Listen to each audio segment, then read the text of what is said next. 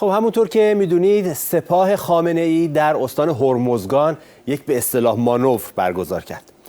معلوم هم هست که هر کاری که رژیم میکنه، چه مانور چه هر کار دیگری، حتما وجهی از ابتذال و پوشال و هزل توش هست. در رابطه با همین موضوع صحبتی داریم با بابک. بابک میتونی برام بگی که این مانور به چه صورت بود و چرا وسط این همه بدبختی که رژیم داره یک دفعه مانور بازی کردنش گرفته؟ اما میدونی که هیچ چیزی این رژیم که به آدمیزاد شبیه نیست. مانورش هم به مانور معمولی و متعارف شبیه نیست. بیایم کلمه مانور رو بی آبرو نکنیم، بگیم همون تیر تفنگکشی پاسدارا و هم کارهایی که میکنن. درست.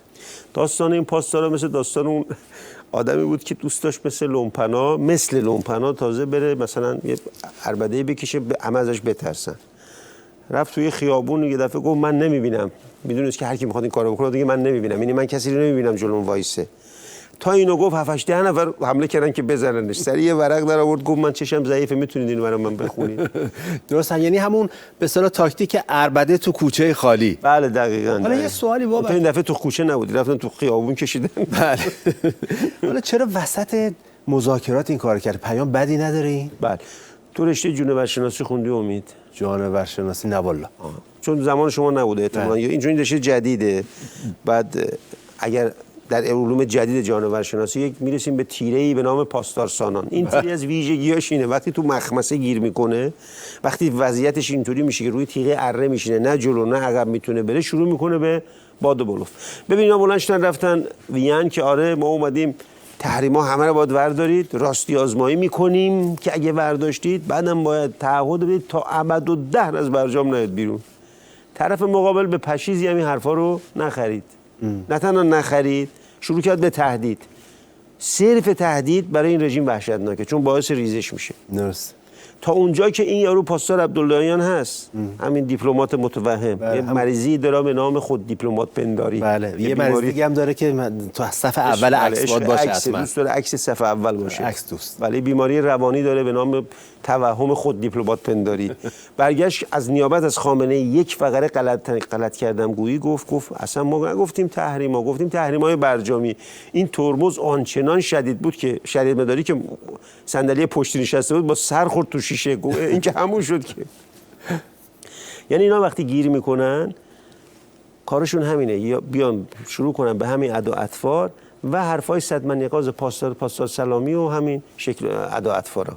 خوبه به همین مانورشون هم فقط ادواتشون نگاه کنیم ببینیم هی مانور میکنن ادواتی که استفاده کردن چیه. جالبه ادواتی که من ادامه میدم. بله. طراحی امروز فرماندهان سپاه آتش ریزی چند لایه برای دفاع از جزیره هاست. یه ترت شونده دیواری آتشین و نفوذ ناپذیر می‌سازد. نیروهای آبی یا همان خودی را در پیچیده و گسترده در روز و شب باز میکنه برای ما و نمیتونستیم عمق عملیاتی رو گسترش بدیم. میانبرد و کوتاه‌برد نیروی هوافضای سپاه با موفقیت کامل. بله. خودی خیلی به نظر سلاحاش مال دهه 70 و بله به زور یعنی ارفاق که کنیم این سلاح‌ها میرسه به دهه 80. توپ 130 و که تاریخش مشخص مال کیه. توپ 23 میلیمتری قراره با این توپ 23 میلیمتری هواپیمای رادار گریز بزنه. هلیکوپتر میو کبرا هم که زمان دهه 60 از اوایل انقلاب، مثلا کبرا که مال قبل از انقلاب. یه تانک کراری هم دارن که رفتن میخواستن تی 72 درست کنن، مثل داستان رنگ کردن گنجش شاه قناری شده. یه تی 72 از روسیه گرفتن که اینو جای قالب کنن به جای کرار، هنوز موندن. تو مانور قبلی نتونست شلیک کنه. این دفعه گفتن خب شلیک کرد. تنها دستاوردش بود که این بار تونست شلیک کنه. میرسیم به بحث موشک. چون پاسدارای شعوری ندارن برای استفاده از تکنولوژی و فناوری، اینا رو ست کردن با موشک. موشک خاصیتش چیه؟ میرن از این کشورهای چین و کره شمالی و از این ور اونور میخرن. پاسدارا با یک فناوری میبخشید خاص اینو رنگ میزنن با کمپرسور. این رنگ مال خودشونه، فناوری خاص رژیم. بعد چرت و پرت روش می‌نویسن و به اسم موشکی استفاده میکنن چون خرجی نداره. چون پاسدارا تازه در بکارگیری همین موشک و پهباد و اینا مشکل دارن. یک کلیپی ببینیم همین موشکی و پهباد هم که خیلی ادعا میکنن که مانور دارن، در این هم تکنولوژی و فناوریشون رو ببینیم. من ادامه میدم. بله.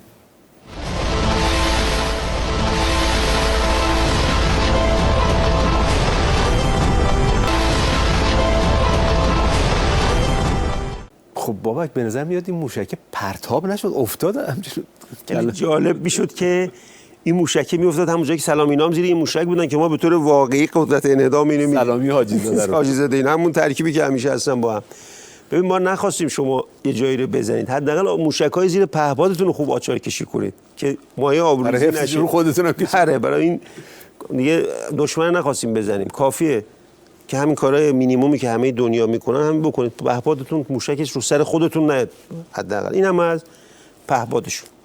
در مورد خود این مانور و فرماندهیش و اینا هم یک داستان جالبی داره. حالا قبل از اینکه وارد داستان شروع فرمان ما رو که سلام میده بشیم، داستان این پاسدارا مثل اون یارو هم بوده که خیلی علاقه داشته که فیلم بازی کنه. یه روز که کارگردانی زنگ زد بدو بیا می‌خوایم فیلم بازی کنیم، هنرپیشه بشی. گفت خب سکانسی که باید بازی کنم چیه؟ گفت تو باید جلوی گرگ گرسنه بدوی ما فیلم بگیریم. گفت بعدش چی؟ گفت خودت میدونی و گرگه. ما دیگه میریم سکانس بعدی رو بگیریم. اینم برگشت فکرش کرد گفت نه اصلا ما از بچگی پدرم مادرم گفتن سینما نرو، مثلا قید سینما رو هم زد. احتمالاً اینا باید قید موشک و پهپادو بزنن. حالا یه قسمت جالبی هم داره، فرمان دادن شروع به اصطلاح موشک‌های بالستیک توسط سلامی که اینم خوبه ببینیم چون اینجا هم خالی از خنده و ابتذال نیست. آزمایش را آغاز کنید.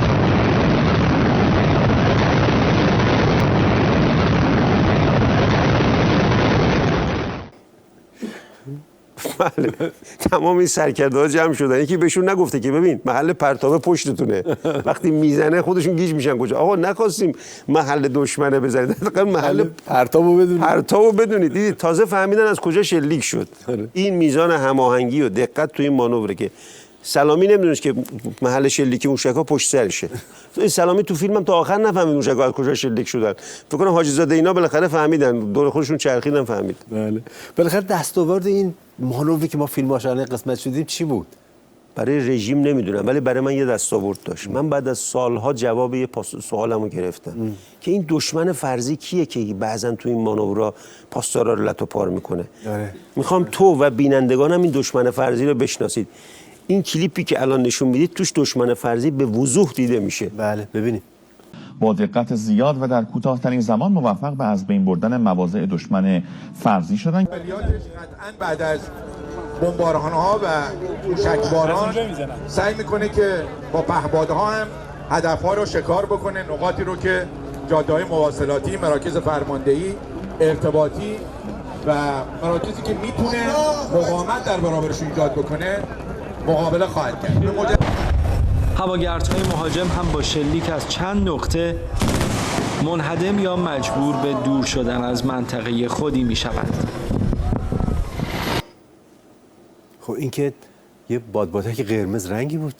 خیلی کم لطفی میکنه. یه سیاه‌نمایی بیشتر از این نمیشه. دشمن فرضی این بود. همین بادبادکی که تو میگی بادبادک قرمز نماینده و فشرده کل تکنولوژی که دشمن میخواد بر علیه رژیم استفاده کنه. دیدید با 23 میلیمتری با چند تا شلیک کنن، با یه شلیک زدن نابودش کردن. یعنی هم دشمن فرضی که همیشه میاد و رژیمو شکست میده، اینجا دیدید دیگه این بادبادک قرمز همون دشمن فرضی است که قراره بیاد یه روزی رژیم رو بزنه که از الان قشنگ تو زدنش رو دیگه منهدمش کردن. خب نظام بادکنکی دشمنش هم میشه بادبادکی دیگه. بادبادک زده به عنوان اقتدار نظام. اما به خامنه‌ای میگیم که ببین تو اصلا تهدیدت این چیزا نیست. تو خودت میدونی تهدیدت مردم ایرانن که این مانورها و این موشک و اینا دردی از تو دوا نمیکنه.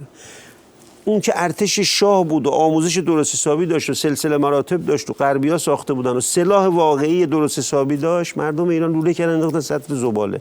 4 تا پاسدار لاتولومپن خیابونی تو با این آهن‌قراضه‌ها و این ادواتی که گفتیم حداقل 50-60 سال پیش تو دور بوده الان از دور خارجه، اینا رو مردم قطعا لوله خواهند کرد و مثل خود خواهند انداخت زباله‌های تاریخ. به پاسدارا هم من تاکید میکنم که چیزای بزرگ نه دنبال چیزای بزرگی که با خودشون نمیتونن ببرن. موشک 6 متری و 9 متری که موقع فرار نمیشه با خودشون. نه دیگه چون تو سوراخ موشم بله دقیقاً. یه چیزی فکر بتونن با خودشون تو فرار دست پا نگیرن. موشک 6 متری و 9 متری مسئله‌اش ازشون حل نمیکنه. تجربه قیام 98 هم دادن دیگه. مردم ایران تا اراده کردن 200 شهر رو از دست همین پاسدارای موشکی و پوشکی در آوردن. باز ما در خدمت شما هستیم و این پاسدارها و آخوندها هم که ولکن ابتذال نیستن. در نوبت بعدی ان شاءالله دست گل جدیدترشون رو میان بحث بله. میکنیم. تشکر میکنم ازت هم به خاطر صحبت این بارت و همین که در برنامه آینده حتما با ما خواهید. خدمت میرسیم. متشکرم ازت. بینندگان گرامی، پیک شادی رو ادامه میدیم.